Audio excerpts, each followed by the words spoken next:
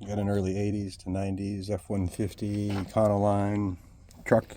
Won't start out of nowhere. Lights and everything come on, but when you go to crank it, starter doesn't turn. Usually it's your ignition switch underneath the column here. What happens, and this is a great example, that gray part is still on the plug. And this will start to separate on its own. It's just crimped over those little edges right here. So this comes loose, and then when you crank it and it puts tension on it, see if I can get it with the key. No, I've got it in gear. There you go. But when you crank it and you put tension on it, like so, it'll actually push the back side of this up, and you're not going to get a connection to your starter, even though everything else is going to have an electrical connection. So this is always worth reaching up and giving it a squeeze and see if this comes apart, or you hear it click or move before you drop the column, if you've got the ability to drop the column and you're not in a parking lot.